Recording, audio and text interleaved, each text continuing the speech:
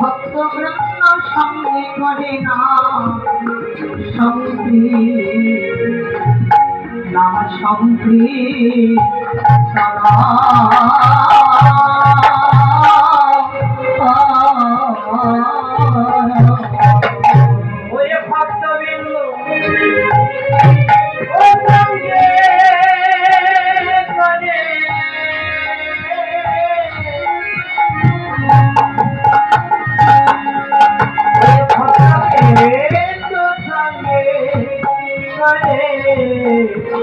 সদা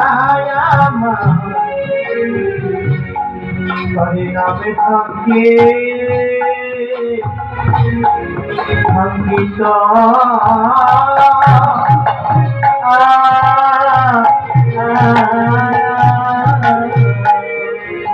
বুঝিতে নারী গো বুঝিতে নারী গো ওরার ভাবে বুঝিতে নারী গো বুঝিতে নারী গো আমি কোনভাবে বিফল করা সেভাবে বুঝিতে নারী গো মনে ভাবে বিফলে করা ভাবে বুঝিতে নারী গো বোঝা তো যায় না বোঝা তো যায় না বোঝা তো যায় না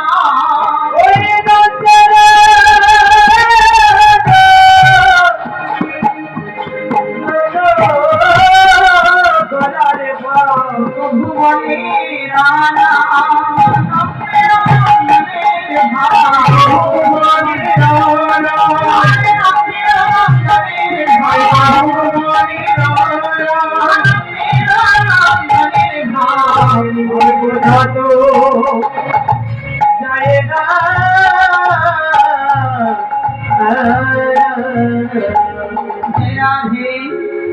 শ্রীকৃষ্ণ চৈতন্য মহাপ্রভু আপনি আচরী ধর্ম জীব শিক্ষার জন্য গোলকের গোপন ধন অনার্পৃত চরিঞ্চিরাদ করুণা অবতীর্ণ করো সমর্পয়ত অনুন্নত উচ্চলরা সাম্ভরি পরটু সুন্দর দুটি কদম সদয় হৃদয় স্পন্দনে সৃষ্ট চিরনন্দন কলিযুগে অবতীর্ণ হলেন কেন? মহাপ্রভু বললেন আমার কলিযুগে আসবার কারণ হলো কই ছিল তোমা প্রেমা কই ছিল মা হরিমা কই ছিল সুখে তবু ভোর এই তিন বাঞ্ছিত ধন জপ ব্রজে না হলো পুরাণ কি করিব না মাইয়া ওর মন তাই রাধা প্রেম গুরু করি রাধা প্রেম হিয়ায় ধরি নবদ্বীপে হইলাম মহাপ্রভু সুধাম নবদ্বীপে অবতীর্ণ হয়েছে কিভাবে? আজ লম্বিত দুটি বাহু তুলে তিনি দাঁড়িয়ে আছেন নদিয়ার পথে।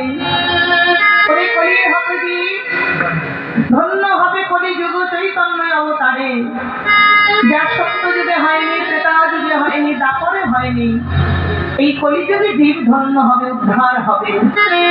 কেননা তিনি ওই যে দুটি হস্ত উচ্চালন করে আছে, নিত্যের ছলনায় নয়, জীব উদ্ধারের জন্য তিনি অনার্পিত ধন এনেছে, মাথায় করে এনেছে হরি নামের পশরা।